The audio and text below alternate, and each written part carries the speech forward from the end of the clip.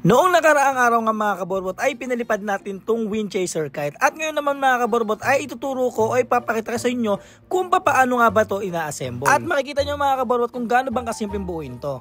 So what's up mga kaborbot, for today's video ay ituturo nga natin o ipapakita namin sa inyo kung gaano bang kadali itong buuin tong aming wind chaser kite. Dahil nga mga kaborbot na marami naging interesado dito sa aming saranggola na ito, ay ipapakita namin mga kaborbot kung gaano bang kasimpleng buuin ng saranggolang ito. At kahit nga mga bata mga kaborbot ay kayang-kayang buuin ito. So what's up mga kaborbot, and for today's video ay ipapakita namin kung paano ba assemblean mga kaborbot itong ating wind chaser kite mga kaborbot. So ito ay na-feature na natin nung isang araw at meron na nga pala mga kaborbot na may-ari dito. So may-ari nga pala ito mga kaborbot ay walang iba kundi si Sir Sammy Nanyar ng Mauban, Quezon mga kaborbot. So siya na ang nakabili nito mga kaborbot. Pagka-post natin ay nag-PM na agad siya, kaya sa kanya ito napunta mga kaborbot. Kaya ipapakita namin sa inyo kung paano ba ito assemble. Kung sakali mga kaborbot na one day magkaroon kayo ng ganito. So ito mga kaborbot ang pinakamadali sa lahat ng saranggola namin na buuin. So papakita na namin sa inyo mga kaborbot. Tara na, let's go! So ito mga kaborbot, ang gagawin nyo lang pagkabukas na ito ay yan, ito mga kaborbot, yan. Ako natin ni Eric. So ito mga kaborbot, pagka-open nyo is nakaganyan lang siya. Yan, so nakaroll lang siya.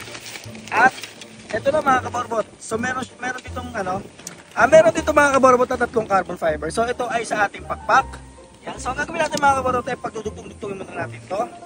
Yan, so ito mga kaborbot, dito siya. Yan, at ito naman sa kapila. Yan. Yan mga kaborbot. So ganyan kahaba siya mga kaborbot. Kita-kita nyo kung sobrang haba niya na yan. Yan. So napakahaba niya mga kaborbot. Yan. Grabe. So 3.1 meters na mga kaborbot yan. So after nga nito mga kaborbot, ang gagawin nyo ay isasalpak nyo na lang to sa kanyang pakpak. So ito lang mga kaborbot, magkabilang dulo. So meron siya dulo sa kabila mga kaborbot. Yan. At dito naman sa ating kabilang dulo mga kaborbot. Salpak nyo lang ng ganyan. So huwag kayong matatakot mga kaborbot na i-bend itong ating carbon kasi flexible yan. Tapos, yun na mga kaborbot. Gagawin natin is, tatali na lang natin to. Ito mga ganito. Para ma-secure itong ating pakpak. Ayan.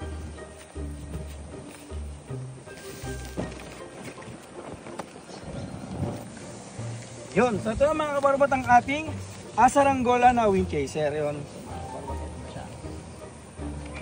Sa pagpapalipad naman mga kaborbot, kung maganda ang hangin ay kahit hindi nyo ito ihagis, so isasabay na natin sa hangin mga kaborbot. Parang igaganyan na lang natin siya. Igaganyan na natin siya mga kaborbot. So kung medyo mahina naman ang hangin mga kaborbot, hindi nyo mapalipad ng gano'n, is pwede siya ipahagis. So tara mga kaborbot. So ito mga kaborbot ay test fly natin ulit at ipapakita natin kay Sir Sammy Nanyar. Umiikot ang hangin ah.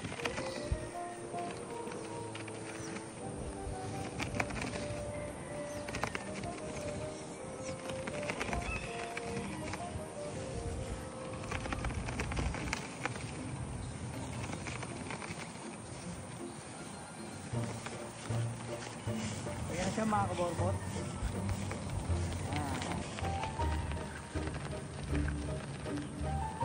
Ang pumipihit.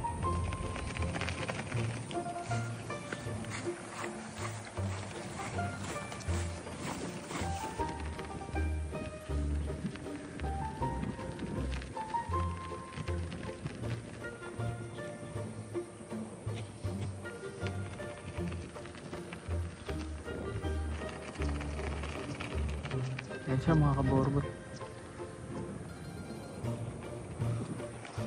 Si Dari, punta natin. Grabe mga kaborbot oh. Sobrang tayog niya. Ayan oh. Tumutor. Tumutorin na siya mga kaborbot oh. Ang tawag dyan ba yung namamayong no? Namamayon siya mga kaborbot oh. Ang ganda. So para siyang lawin mga kaborbot. Grabe yung ano niya. Tinan mo boy, straight na straight. Siya, oh. So yun siya mga kaborbot. Grabe oh. Tirik na tirik siya oh. Kaya nga eh. Siya mga kaborbot oh. So So hanggang dito na nga lang mga kaborbot itong aming pagpapalipad o pagtetest play ng aming saranggola. At shoutout nga pala mga kaborbot kay Sir Sammy Ninya ng Mauban, Quezon. At itong araw na nga rin to mga kaborbot ay na-ship na rin natin yung ating saranggola. Kung interested nga kayo mga kaborbot dito sa aming saranggola ay i-message nyo lang kami sa other details. At abangan nyo nga pala mga kaborbot yung aming next na re-review na saranggola. Maraming salamat ulit mga kaborbot and kita-kits sa aming next vlog.